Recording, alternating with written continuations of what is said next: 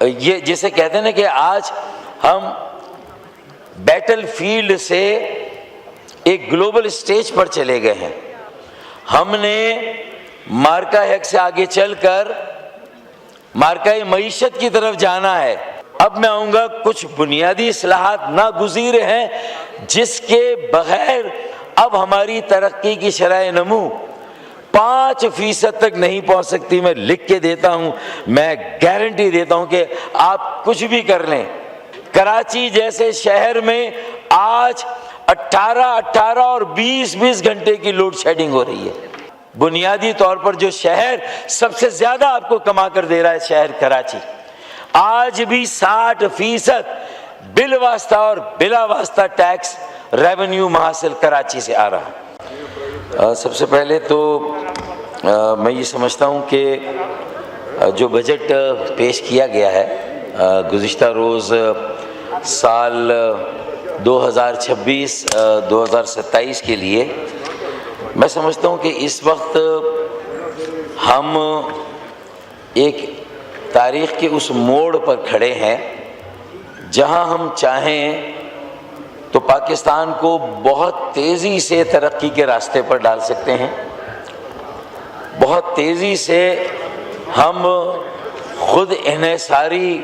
کی منزل پر پہنچ سکتے ہیں, اور جو ہم بین الاقوامی مالیاتی اداروں کے دست نگر بنے ہوئے ہیں, ہم ان سے بھی چھٹکارا حاصل کر سکتے ہیں. اور ایک ایسا بجٹ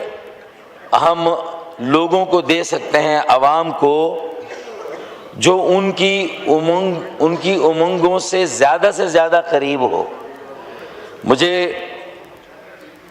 کافی افسوس کے ساتھ یہ کہنا پڑتا ہے کہ جو بجٹ گزشتہ روز پیش کیا گیا وہ عوام کی توقعات کے مطابق نہیں, جو ان کی توقعات وابستہ ہوئی تھی. تو پہلا نقطہ تو میرا یہ ہے کہ, اور میں یہ ثابت بھی کروں گا کہ عوام کی توقعات کے مطابق کیوں نہیں ہے. اس بجٹ کو ایک بنیاد بنا کر ہم پاکستان میں ایک مضبوط معاشی نظام کی بنیاد رکھ سکتے تھے. اللہ کرے کہ جو بات اور جو بحث اور تجاویز اس بجٹ کے دورانیے میں آئے گی, جب یہ پاس ہوگا, اس وقت تک ہم تھوڑا سا بہتر اس پوزیشن میں ہو کہ ہمیں کیا اقدامات بنیادی طور پر کرنے چاہیے جس سے کہ ملک میں صحیح معنوں میں لوگوں کے معیار زندگی کو بہتر کیا جا سکے. اسپیکر صاحب دیکھیں, ہم مارکائے حق میں ہم نے اپنی دفاعی صلاحیتوں کا, اور ہماری جو عسکری قیادت ہے جنرل عاصم منیر صاحب فیلڈ مارشل, انہوں نے اور ان کی ٹیم نے پوری دنیا میں اپنا لوہا منوایا. پاکستانی قوم جس طرح سیسا پلائی ہوئی دیوار بن کے ان کے پیچھے کھڑی رہی, اپنے سے کئی گنا بڑے دشمن کا جس طرح ہم نے مقابلہ کیا, یہ ہم سب کے سامنے. ہم جتنا بھی خراج تحسین پیش کرے کم ہے افواج پاکستان کو اور ہماری عسکری قیادت کو. اس کے بعد یہ جسے کہتے ہیں نا کہ آج ہم بیٹل فیلڈ سے ایک گلوبل سٹیج پر چلے گئے ہیں, میدان جنگ سے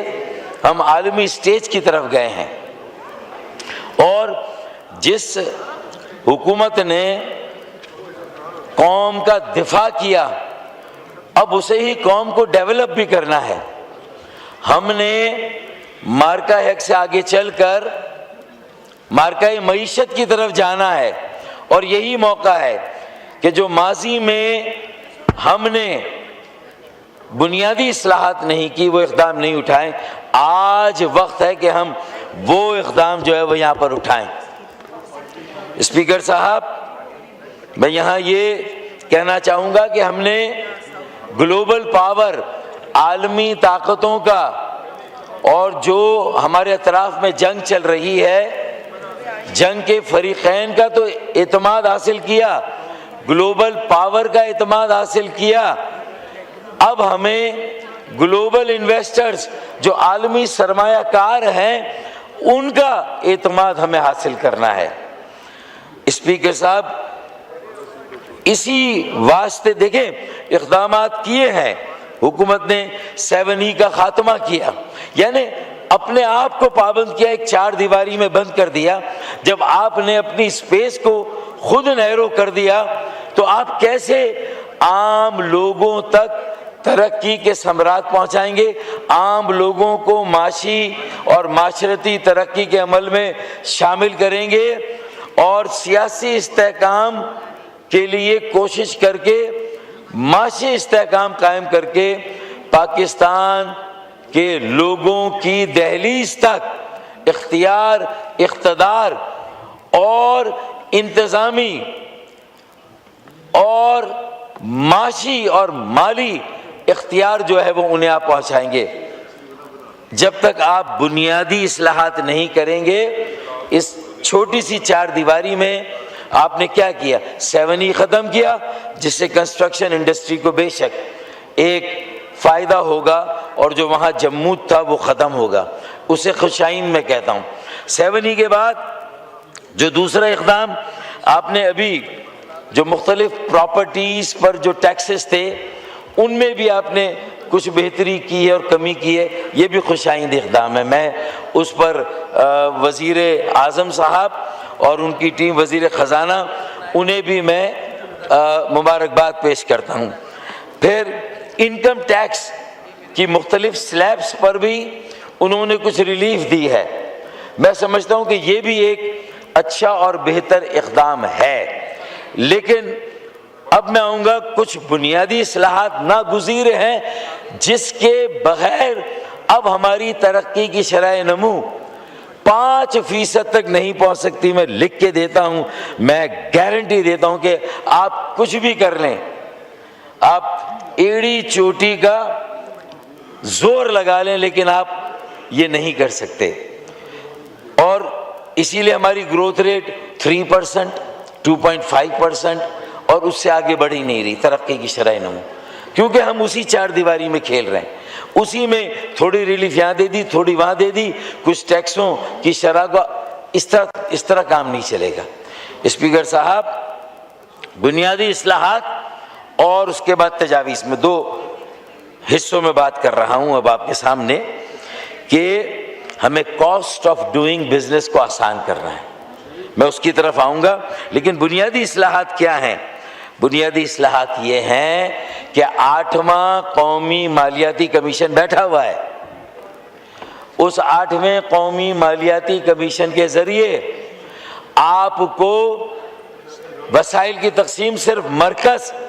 اور 4 صوبوں کے درمیان نہیں کرنی، بلکہ آپ کو پاکستان کے 144 شہروں کو، پاکستان کے 144 اضلاع کو، انہیں بھی اپنے پیروں پر کھڑا کرنا ہے۔ صرف صوبائی حکومتیں اپنی وزارتوں، اپنے محکموں اور اپنے اداروں کو لے کر اور ان میں سرمایہ کاری کر کے،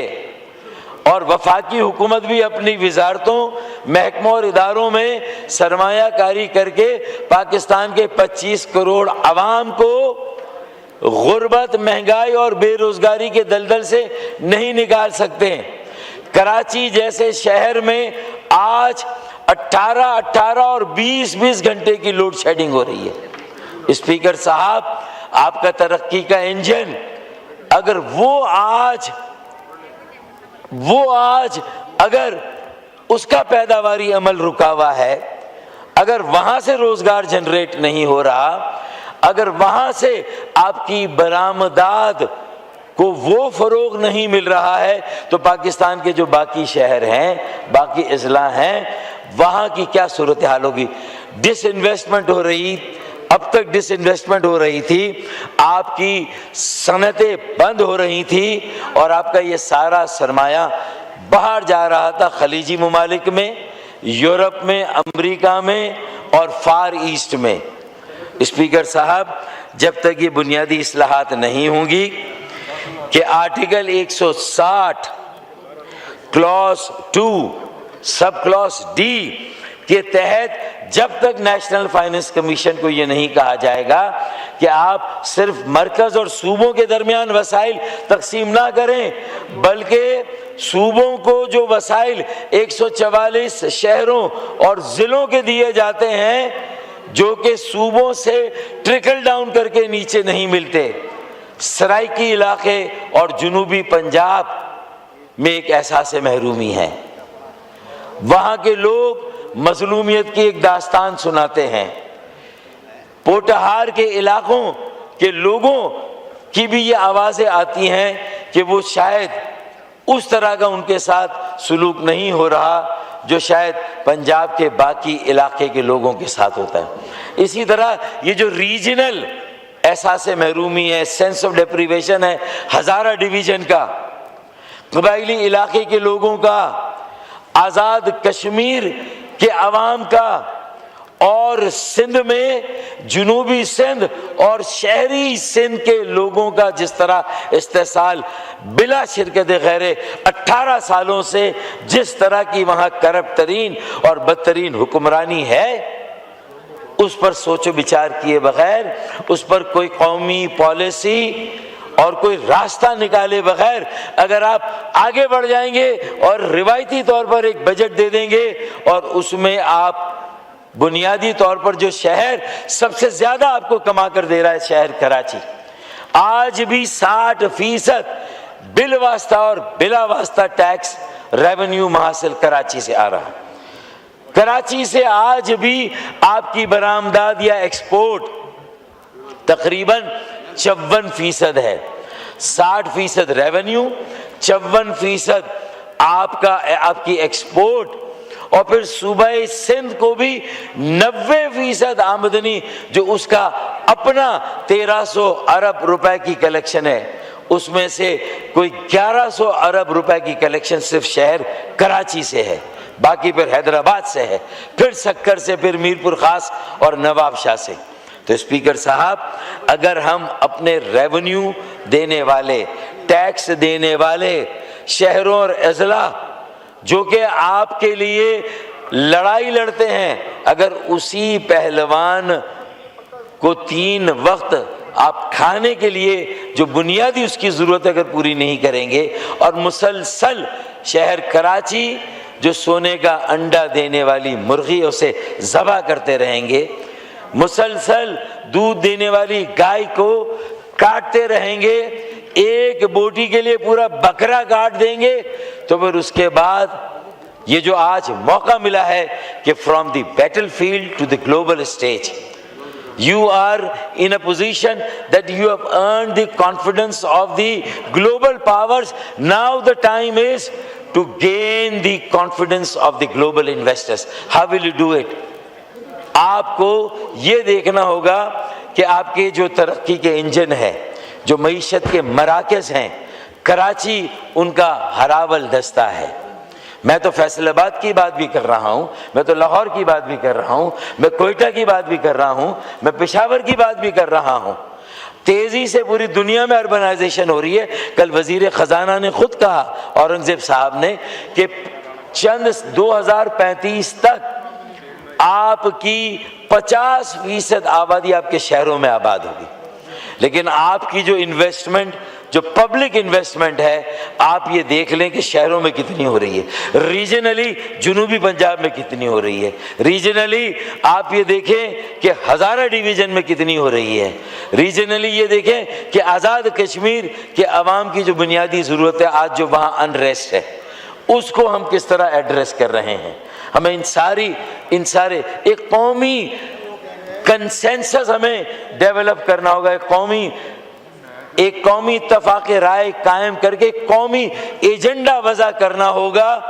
जिसमें आपको शहरों की तरक्की की जो रफ्तार है, जिसकी बुनियाद पर पाकिस्तान की मुस्तक़बिल में 22वीं और 23वीं सदी में जाने का जो एक इम्कान है, उसे हमें कायम रखना है, और उसके लिए हमें अपनी जो तरजीहात है उसको बदलना होगा। तो स्पीकर साहब, सबसे पहले नेशनल फाइनेंस कमीशन से सिर्फ सूबों को नहीं, بلکہ قبائلی علاقوں کو، آزاد کشمیر کو، اور آپ کے جو گلگت بلتستان ہے، صرف الیکشن لڑ کے وہاں اقتدار حاصل کرنا مقصد نہیں ہونا چاہیے، وہاں کی جو بنیادی ضرورتیں ہیں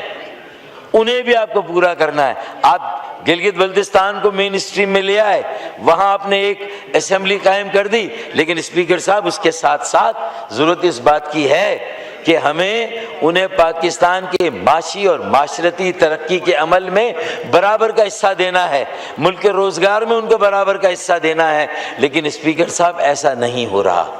تو میں یہ جو ہمارے مختلف خطوں، علاقوں، شہروں اور ضلعوں میں جو آج ہم وہاں صورتحال، کراچی کا المیہ یہ ہے، کراچی کا نوحہ یہ ہے اسپیکر صاحب کہ ایک 5000 سال پرانا شہر کھدائی کے دوران نکالا گیا ہے، اس کی یہ حالت ظاہر ہے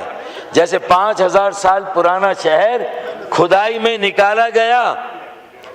لیکن یہ بھی المیہ ہے کہ موہنجودڑو، ہرپا بھی اتنے ہی پرانے شہر ہیں اور کھدائی میں نکلے، لیکن وہاں کوئی زندہ انسان نہیں نکلا۔ یہ وہ شہر ہے کہ جو کھدائی میں نکلا، سڑکیں ٹوٹی ہوئی، ہر جگہ نکاسی آب، بہتے ہوئے گٹر، پانی 18 سالوں سے جو وہاں بلا شرکت غیر ایک کرپٹ اور بدترین حکمرانی ہے، لوٹ مار کا ایک بازار گرم ہے، رشوتوں کی شرح 1000 گنا، کئی گنا 7ویں آسمان سے اوپر چلی گئی۔ اسپیکر صاحب جو کچھ وہاں پر ہو رہا ہے، اگر اس کو ایڈریس نہیں کیا گیا، ایک قومی المیہ سے یہ ملک دو چار۔ مجھے افسوس ہوا وزیر اعظم صاحب نے یہاں تقریر کی وزیر خزانہ نے، اور لیڈر آف دی اپوزیشن نے شاید مینشن ضرور کیا کراچی کو، لیکن یہ نہیں کہا کہ اربن ڈیولپمنٹ پیکج میں 7.5 ارب روپے دیے۔ آپ کے 17,000 ارب روپے کے بجٹ کے آؤٹ لے میں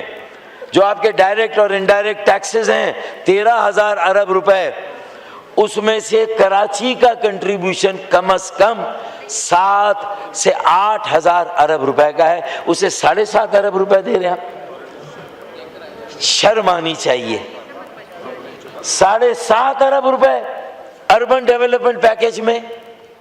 اسپیکر صاحب یہ اگر ہماری کسی تک وزیر اعظم صاحب کی تقریر میں بھی کراچی کا کوئی ذکر نہیں تھا، اپوزیشن لیڈر ہوں، پھر وزیر خزانہ صاحب نے یہ ضرور کہا کہ 50% آبادی شہروں میں منتقل ہو جائے گی، NFC سے ڈائریکٹ شیئر دیں، کیونکہ پروونشل فائننس کمیشن، اول تو بلدیاتی انتخابات نہیں ہو رہے، جو پارٹیسپیٹری ڈیموکریسی اس کا کوئی تصور نہیں، موجودہ آئین کے آرٹیکل 140A کے باوجود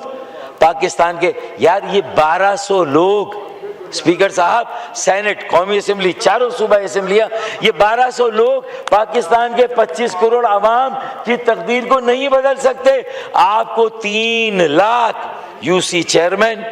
وارڈ کے کاؤنسلرز، تحصیل اور ٹاؤن کے چیئرمین اور میونسپل، میٹروپولیٹن اور میگا پولیٹن جو شہر ہیں ان کے میئر، ڈیپٹی میئر اور ان کے جو UC چیئرمین ہے، آپ کو 3 لاکھ لوگوں کی ضرورت ہے اگر پاکستان کی جمہوریت کو عوام کی دہلیز پر لے جانا ہے، لوگوں کی ڈور اسٹیپ پر لے جائیں، انہیں اپنی تقدیر کا مالک بنائیں۔ اسے قائد اعظم محمد علی جناح کا پاکستان بنائے۔ اسپیکر صاحب قائد اعظم محمد علی جناح نے کہا کہ that people have to be made the master of their own destiny۔ کہاں ہے وہ؟ ہم سویلین سپریمیسی کی بات اس لیے کرتے ہیں کہ آج ایک پارٹی کی باری ہے تو وہ سویلین سپریمیسی کی بات کرے، اس سے پہلے کسی اور پولیٹیکل پارٹی کی باری تھی تو وہ سویلین سپریمیسی کی بات کرتی تھی، لیکن ڈیموکریٹس کی، ووٹرز کی، عوام کی سپریمیسی کی بات کون کر رہا ہے؟ کہے نا مارشل لاء کے ادوار میں اگر بلدیاتی اداروں کو اختیارات دیے جاتے ہیں 140A کے، سیاسی، معاشی، مالی، معاشرتی، انتظامی اختیارات دیے جاتے ہیں، تو یہی اختیارات کیوں نہیں جمہوری ادوار میں دیے جاتے؟ میٹھا میٹھا ہپ ہپ، کڑوا کڑوا تھو تھو۔ 26ویں آئینی ترمیم چاہیے، 27ویں آئینی ترمیم چاہیے، تو 28ویں آئینی ترمیم آئی تو وہاں سے جو ہے وہ فرار کا راستہ اختیار کیا گیا۔ نہروں کے معاملے پر ریڈ لائن، 28ویں ترمیم میں ایم کیو ایم کی آرٹیکل 140 کی امینڈمنٹ کی بات، تو وہ ریڈ لائن اگر آپ ہی کی ساری ریڈ لائن ہے اور ہماری جو بڑے پارٹنر ہے پی ایم ایل این وہ بھی ہمیں ان کا دکھ اور دکھڑا اور سینسیٹیوٹی سنائیں، تو بھائی ہمارے دکھڑے بھی تو ان کے سامنے آپ بتائیں نا، ہمارے دکھڑے بھی تو بتائیں نا۔ اور ہمارا دکھڑا صرف ہمارا نہیں ہے، وہ پاکستان کا ترقی کا سب سے بڑا انجن ہے۔ اچھا صرف فائنینشلی وہ ایک قومی شہر نہیں ہے، فائنینشلی تو ہے، وہ اپنی حیت، اپنی نوعیت، اپنی ترتیب اور ترکیب، جہاں پاکستان کی ہر زبان بولنے والا بستا ہے، جہاں پاکستان کا ہر علاقے، خطے اور صوبے کا شہری آباد ہے۔ صرف ہمارے مہاجروں کی جو انڈیا سے آئے تھے ان کی آبادی تو آج شاید 55% مشکل سے ہوگی، جس میں اردو بولنے والے، گجراتی، جو ہے وہ میرٹھی اور پوربی اور یہ سارے 55، باقی تو 45-55% تو پاکستان کے سارے علاقوں کے لوگ وہاں بستے ہیں۔ اصل پاکستان تو وہ ہے، وہاں کو ایگزسٹنس ہوگی، وہاں لیو اینڈ لیٹ لیو ہوگا، وہاں لوگ جئیں گے اور جینے دیں گے تو ثابت ہوگا کہ ہاں یہ پاکستان ہے۔ تو بنائیں نا اس کو پاکستان، ترجیح دیں اس کو، اپنی قومی پالیسی میں اوپر لائیں۔ اگر یہ نہیں کریں گے، پرائم منسٹر صاحب کی تقریر میں، وزیر خزانہ کی تقریر میں، لیڈر آف دی اپوزیشن کی تقریر میں سب نے اپنا اپنا رونا رویا، اور کہتے ہیں کہ where there is taxation there is representation, where there is representation there is taxation۔ تو مجھے بتائیں کہ ہم نے اس اکانومی کے بنیادی، ہم اکانومسٹ ہیں، ہم فائنینشیل ایکسپرٹس ہیں، ہم 78 سالوں سے بجٹ دے رہے ہیں، لیکن یہ اسٹیٹس کو ختم نہیں ہو رہا۔ آپ لکھ لیں 4% سے زیادہ آپ کی گروتھ ریٹ نہیں ہوگی جب تک آپ نیشنل فائنینس، کیونکہ پروونشل فائنینس کمیشن نہیں قائم کرے گا۔ وڈیرے، جاگیردار، سرمایہ دار اور جو ہمارے قوانین ہیں، سردار ہیں، وہ کبھی بھی اپنی اجارہ داری، کام ہو رہا ہے صرف گروہی، جماعتی اور ذاتی مفادات کے لیے، عوام کے لیے، 25 کروڑ عوام کے لیے۔ گیس کی لوڈ شیڈنگ ہم نے کبھی نہیں سنی تھی، آج گیس کی لوڈ شیڈنگ ہو رہی ہے، اور گیس کی لوڈ شیڈنگ ہے، RLNG مہنگی گیس خریدی جا رہی ہے، پھر بھی ہم زمین کھود کر اس میں اپنے ووٹرز کو خوش کرنے کے لیے ہم گیس کی لائنیں بچھا رہے ہیں۔ کیوں ایسا کر رہے ہیں ہم؟ سلنڈرز کو پرفیکٹ کریں، انہیں وہ فری کریں، اسپیکر صاحب انہیں ان کے سیفٹی سٹینڈرڈز کو بہتر کریں۔